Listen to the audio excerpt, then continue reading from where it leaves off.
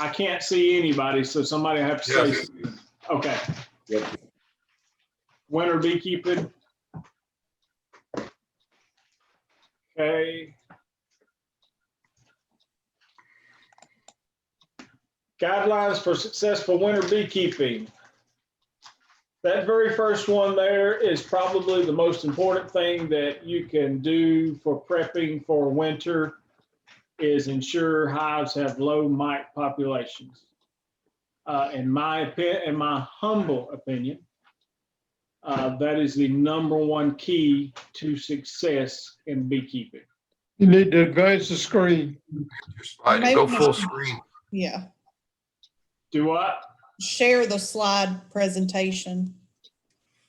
Go full screen on it. I am full screen. You didn't advance. I'm advanced. You're not here. Well, Paul, I can't help if you're behind. No, Everybody's Go on behind, baby. everybody's in the title. same boat. Okay, just tell me how to fix it. Go up to slideshow and hit from beginning. I done that to start with. Try it again. I think it's stuck. Okay.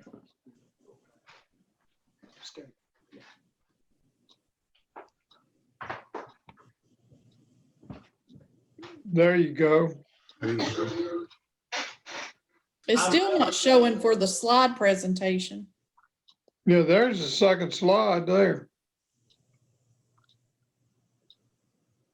Are you showing it out of PowerPoint? Yes. All right, down in the lower right-hand corner, just put it in slides and it'll advance on every click. Well, it advanced on my click. But it didn't advance here. You need to share.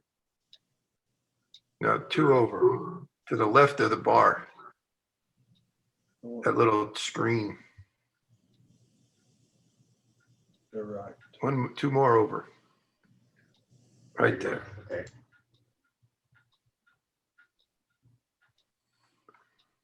So am I advanced there? That's, I'm seeing 2, yeah. Okay.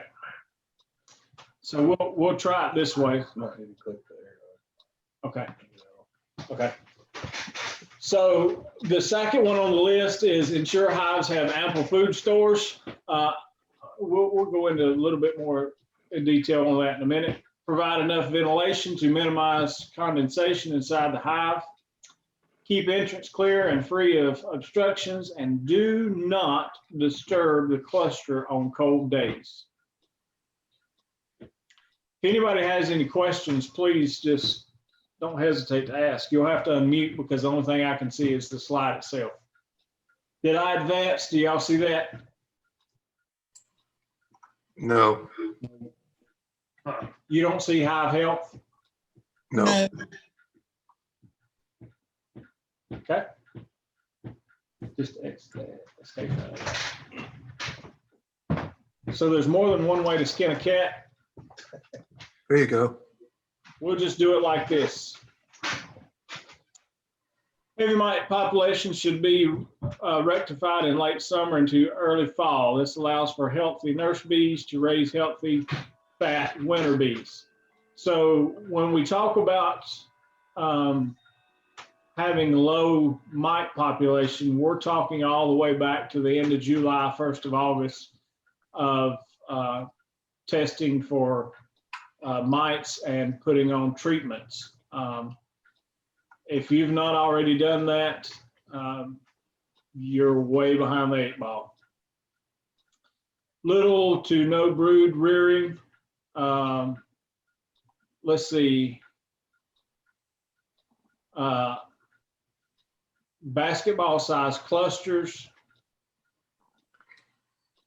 Clusters consisting of dense outer layers of older bees surrounding the inner layers of younger bees and the queen.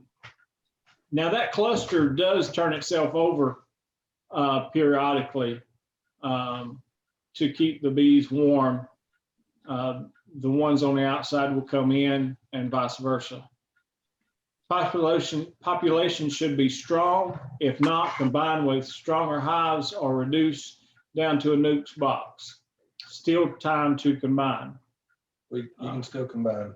You can still combine, absolutely. Yeah.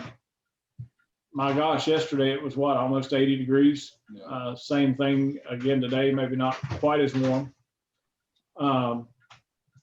Treat with oxalic acid in late fall, early winter when little brood is present. And that's exactly what we're going to be doing in the bee yard. Is about the end of November, 1st of December, we're going to go in and give them one more shot of oxalic acid to knock out whatever mites was left over. Any questions on that slide? This slide here gives you a demonstration of the population and brood rearing in the hive. And you can see here, now, in my opinion, this slide is slightly skewed just a little bit. I think it should be a little bit more to the left. Our populations usually are, our peak populations are usually back in this neighborhood, and it starts dropping off, which would put your brood rearing back here in March. You're starting to incline in March. And again, this also depends on the year.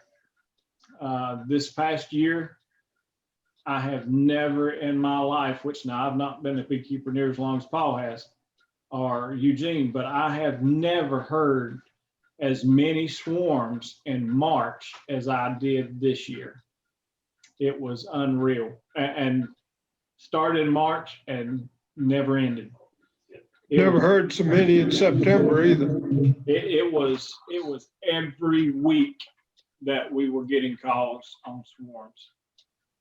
So this diagram here, I think, is slightly skewed to the right. So just take that and shift it back about a month, and I think it's right on track with us. Strong hive can consume anywhere from 50 to 80 pounds of honey over the winter. The winter cluster forms whenever ambient temperature reaches 54 to 57. Whenever temperatures drop below 40 to 45, the bees will no longer move around in the cluster. Don't know if I really 100% agree with that. I guess not that the cluster doesn't move, but they won't like move to a new area of honey. The inside goes to outside. Yeah, like Right. that's occurring, but they won't shift to move to new food. Run out. But this temperature here is this ambient temperature as well. Whenever temperatures drop below 40 to 45, the bees will no longer move around in the cluster. I mean, I've seen bees flying at 45 degrees. They don't fly far though. You know, late winter, early spring, most likely time for hive to die of starvation. Peek inside on a warm day to see if capped honey present in top frames. If not, need to supplement feed. Lift rear of hive to check if stores are light. That is, you can check to see if you've got feed on your hive. I don't care if it's 30 below. You can check to see if you've got honey on the hive. All you got to do is go to the very back of it and lift it up. If you can lift it with one finger without any effort, you've got a problem. If you've got to put some heft behind it, you know, you've got some honey on the hive. Any questions about that one? Supplement feeding. Liquid syrup placed in Ziploc bags with small holes can provide supplement feed. I know Eugene does this technique all the time. Just cut little slits in the bag. I think the slits go up. Is that right? They go up, yeah. Yep. And the bees will go to the top and suck it down and the bag will drop as the syrup is gone. Candy boards. Candy boards can be bought or built and can be cooked or raw candy. Candy boards often offers multiple benefits. They provide supplement feed, a layer of insulation, and extra ventilation. I have never used candy boards, so I would have to rely on somebody else that maybe has used candy before in the past. I used them last year on my hives, and I mean, I thought they worked really well. These didn't get up into they didn't take any honey off of the super that I had on it, but they were on that candy board the whole year, so, or the whole winter. So by the time spring rolled around, I mean, they were, still had plenty of food and were ready to go. So I really liked them. You make your candy, It's fondant or just? it's on the next Okay. slide. Granulated sugar. Place granulated sugar around the inner cover hole as emergency feed. I think that it explains this a little further on into it, but I'll go ahead and mention it right now. Putting granulated sugar on the top of your inner cover, just like this, also does something else. What else does it do, Paul? Keeps the moisture down for one thing. Yeah. It absorbs some of that moisture coming up to the top of the hive. So even if they don't need it and it's cold outside, I wouldn't put it on there right now, just for the simple fact that you'll be dealing with a lot of pests like ants up in there. But once it gets cold, you could put you some granulated sugar up there, and it would also be a moisture control as well. Any questions about that? Need to note again that when you buy sugar, be careful and look and see that it's not so adulterated with cornstarch, because there is some of the sugar on the shelf today that has cornstarch with it. Most of your granulated sugar does not. Most all of your powdered sugar does. You just got to look at it and be aware of it. Yep.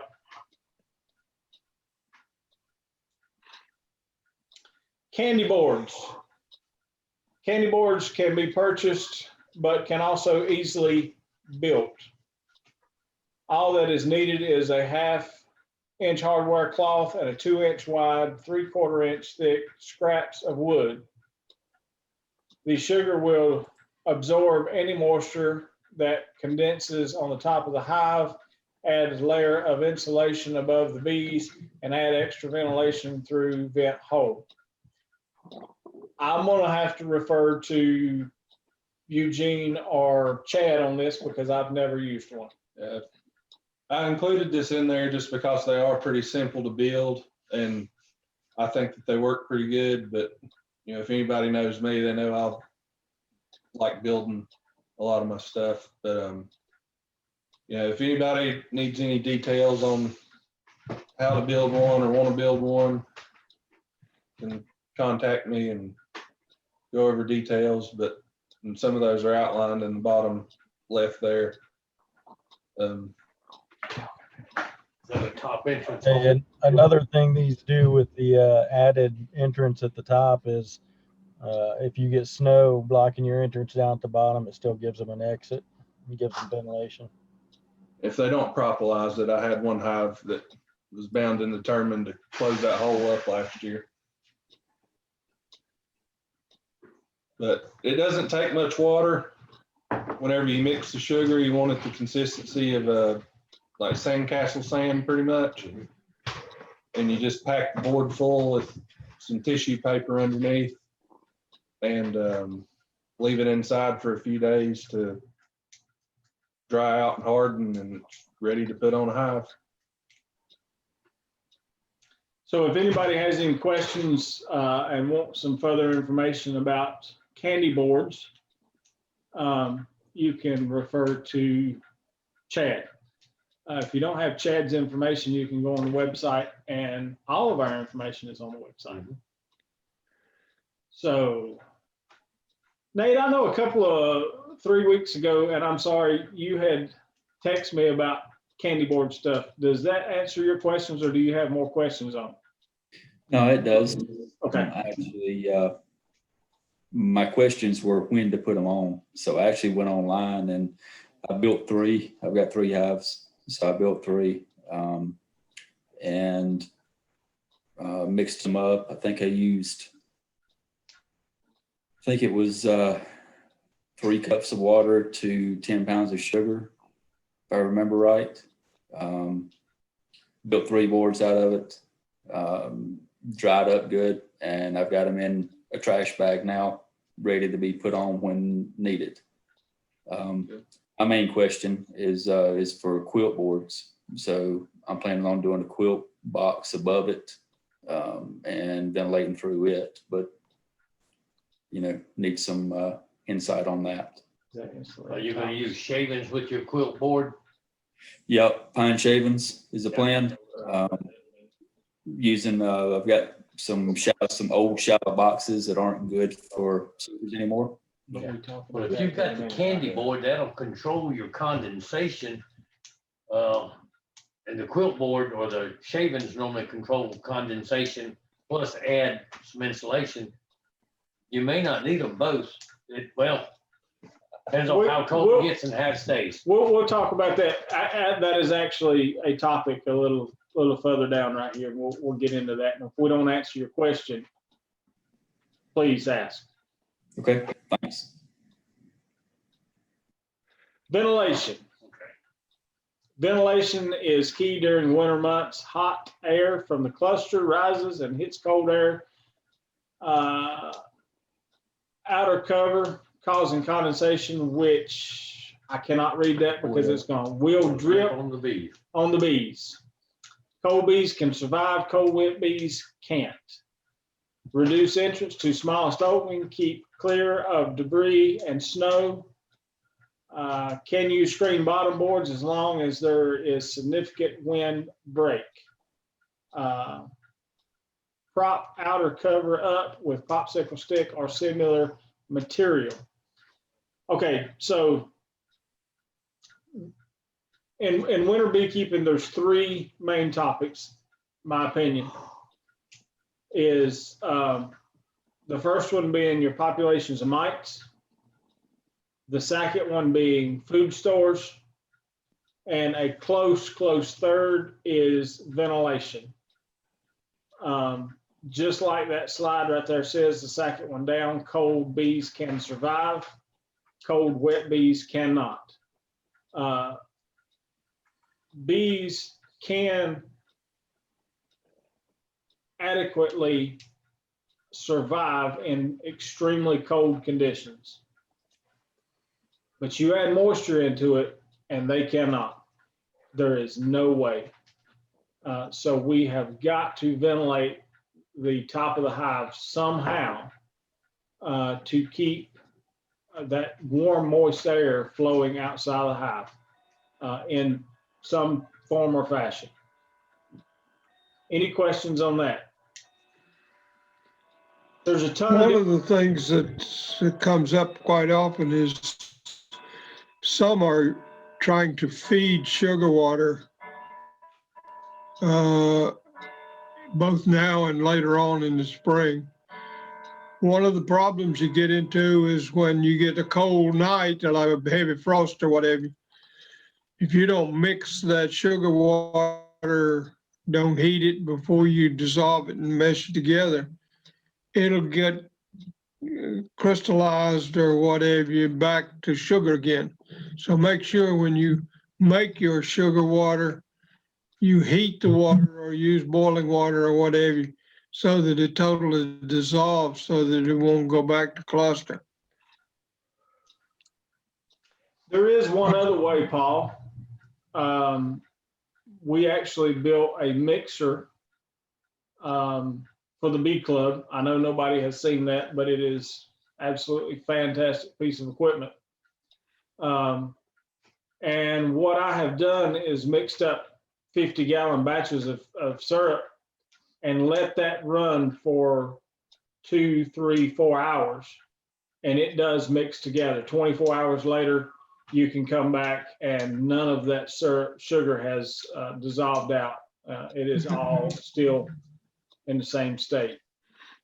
Rich, the reason I mention that is I get lots of emails from all over the state still of advice and what have you. And I've gotten 4 today of ones that wanted to know about sugar water crystallizing over frost nights last night and the night before.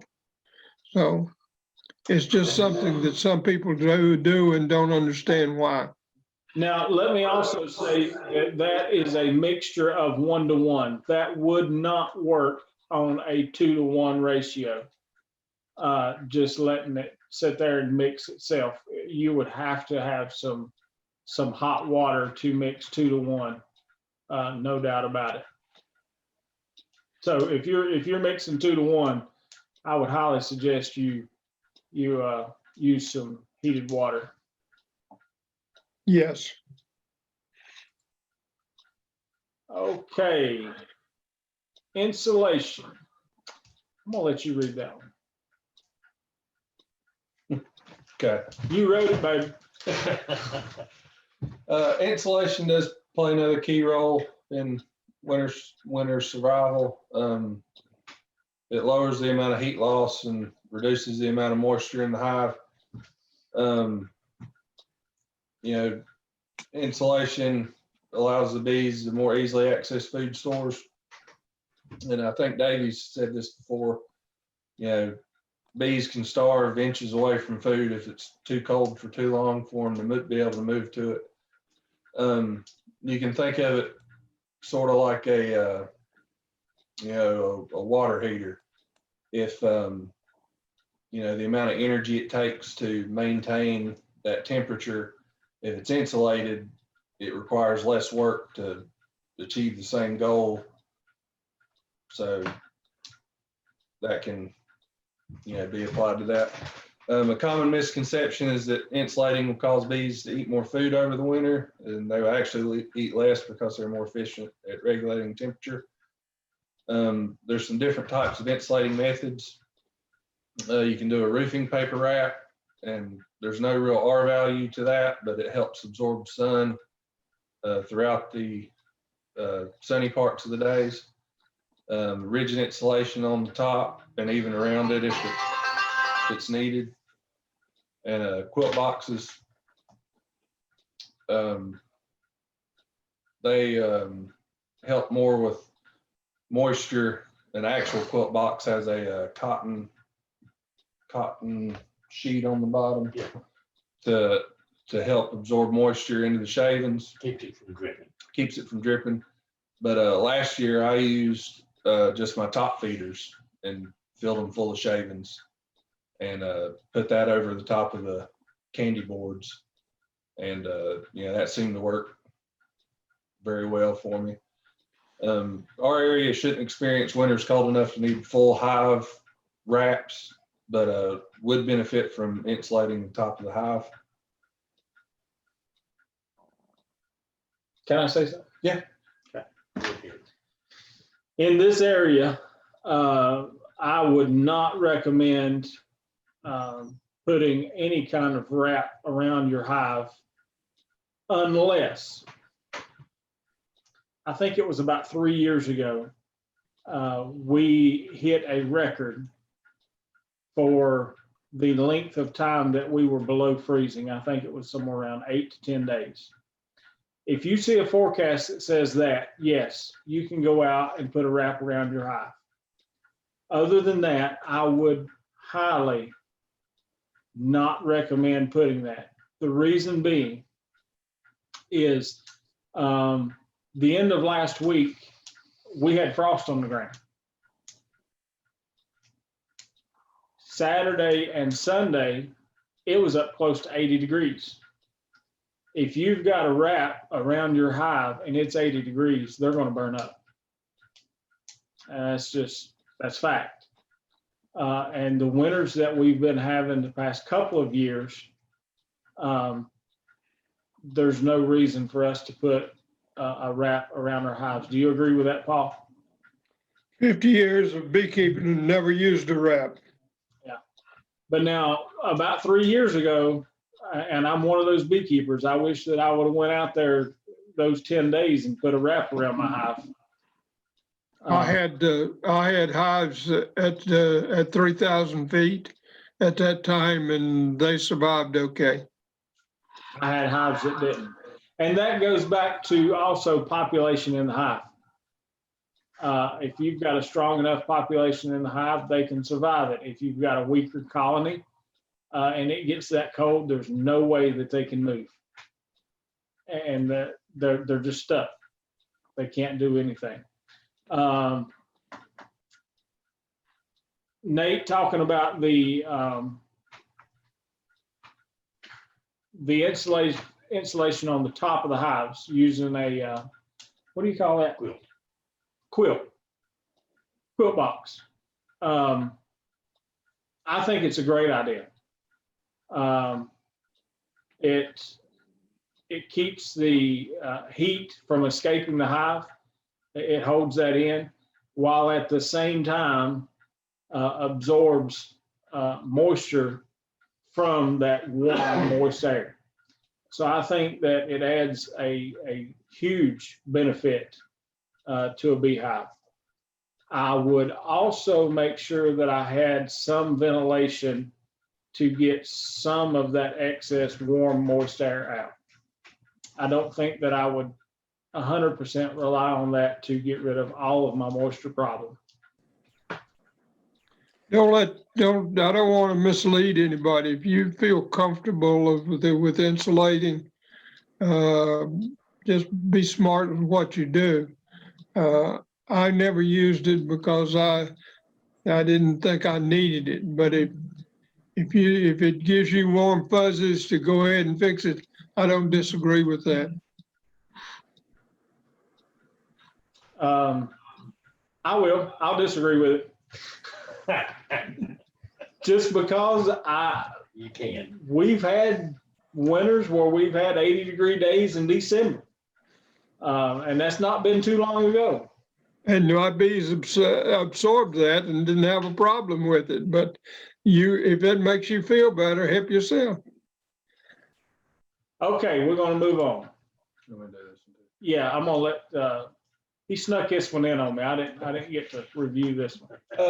When I was reading stuff on all this, I come across some information I thought was pretty interesting that, in a natural bee habitat, which would be a hollow of a tree, the mass of the tree creates a infinite amount of insulation above and below the hive.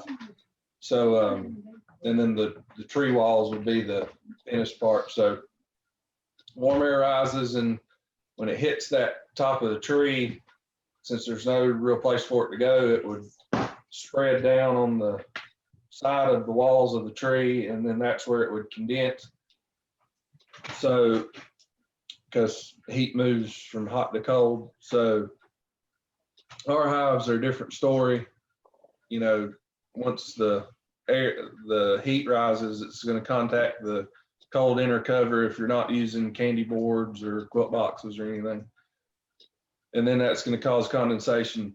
Ventilation will help mitigate that some by providing some amount of humidity control, but the more you ventilate to help with moisture, the more heat loss you're going to occur, which has its negative impacts as well. So what I thought that just using an insulated piece of rigid insulation pretty much as a top would allow the hive to still be able to ventilate. The next slide kind of shows a picture of it, and provide insulation at the top of the hive where it's the most effective at being able to minimize condensation, because you're limiting the amount of cold that's able to get right above the hive on the inner cover. So here's a picture of that. where that insulation board would be just a 1.5 inch, 2 inch thick piece of polystyrene rigid insulation with a groove cut in it, shown there on the bottom. And, you know, you're able to still ventilate, but also help insulate too at the same time. Does that make sense? I'm good on it. Is everybody good on that? If you have any questions, by all means. If we don't know the answer, we'll make it up. That's right. Make up 3 of them. Beekeeping chores. I walk through your apiary every couple of weeks and inspect hive activity and supplement feed usage. Can quickly inspect on warm days, 45 to 50 degrees. That would be just a, Yep. Just open it up. Yep, they're still there. The cluster's still good size, or uh-oh, you know, my cluster's way down. Repair broken equipment. Develop a plan for next year. Comb honey products, production, wax production, new location for different honey flows, etc. Research topics on beekeeping and attend local beekeeping chapter meetings. All that is important. I wouldn't say that one's more important than the other. If you're in beekeeping, probably one of the most important things that I have learned, and experienced folks, I hope would agree with me, you have to come accustomed to knowing what the bees are going to need, not what they need. Now that going to need means that you're doing it beforehand. If you wait until they actually need it, you're behind the 8 ball. For an example, if you're waiting on your hive to get to a 3% mite load before you treat, you've done gone too far. Once you reach over 1 and especially 2%, you better start getting something on your hives at an appropriate time. Now, you can't do that right in the middle of the honey flow, of course, but that's kind of an example of coming accustomed to what your bees are going to need. A lot of times beekeepers, I'm throwing myself into that more than anybody,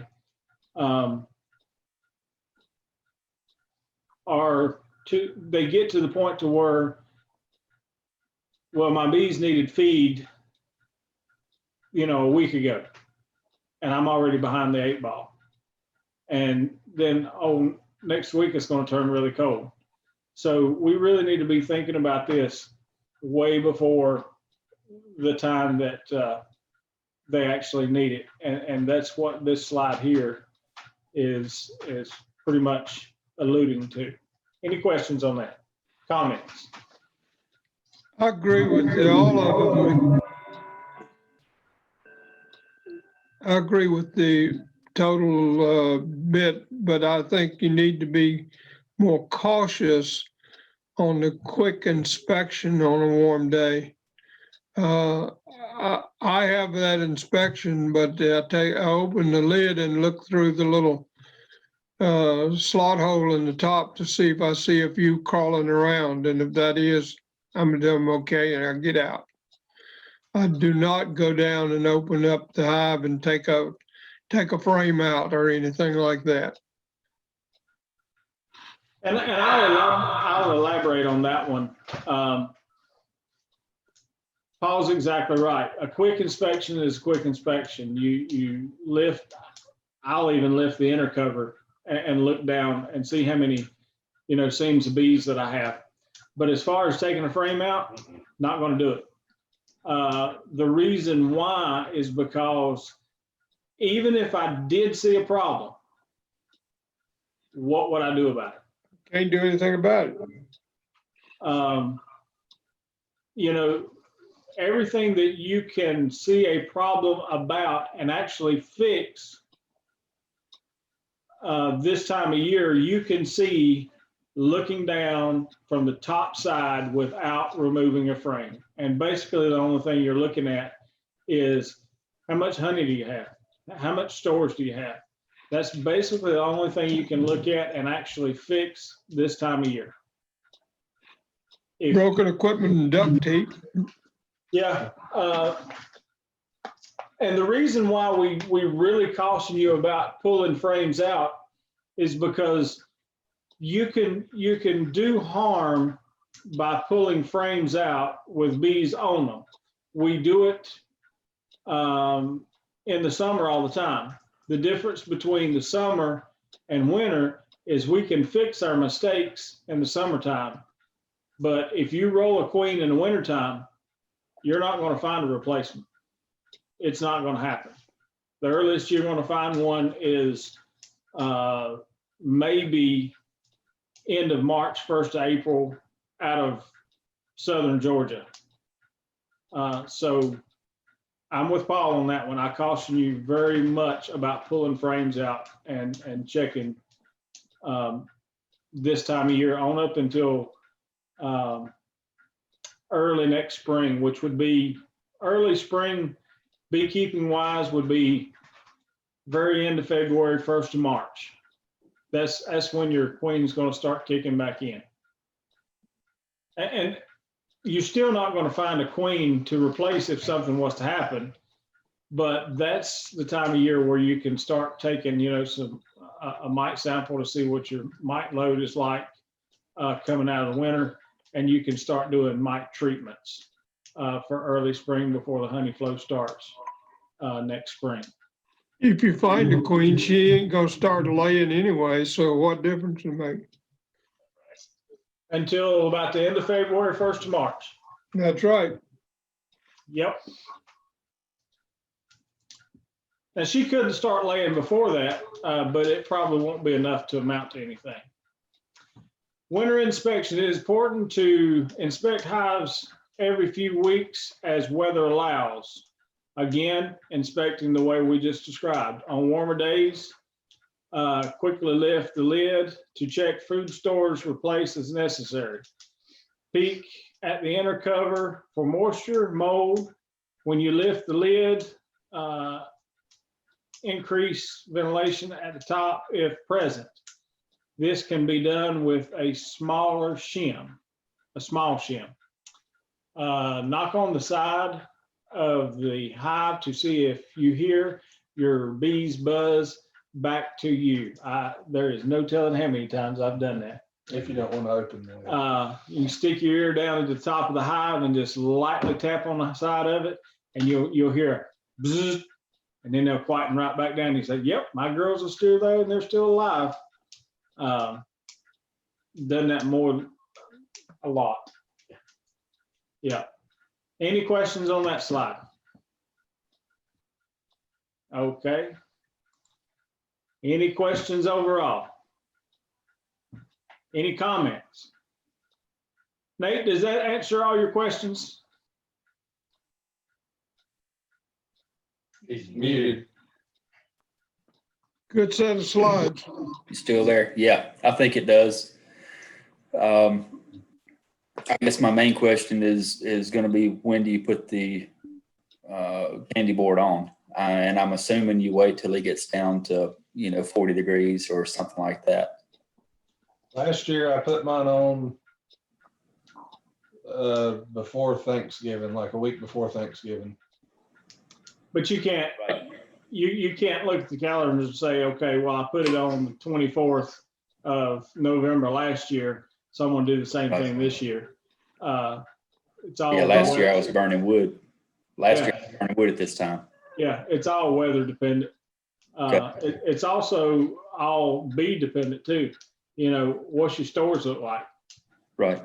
Yeah, I was gonna say, why are you putting it on? If you think that there is a need right now, that's when you put it on. If you don't, Okay. You can wait. All right. It's a judgment. Yeah, but Paul, they're using the candy bars as twofold. Number one, for feed supplement, number two, for moisture control. To catch any moisture that may be in there as well. Yeah, but if you've got plenty of stores, the candy may not be needed. That's one reason I like the plastic bags is they'll either eat it or they won't. And if it's been in there a while, I take it out because generally it's been warm enough, it'll ferment a little bit. And I can be in and out of a hive in 30 seconds. My limited experience last year, I mean, it seemed like all my hives were preferentially going for the candy board and not going for stored honey. As crazy as that sounds, but they all had full supers and they were on that candy from the time I put it on until March. It was 20 pounds on each hive, completely gone. So something to experiment with. But that's the way honeybees are. If there's something out there that they want to savor, they'll go after it. They may not need it, but they'll still, partake of it. I'll agree. Absolutely. Any other questions?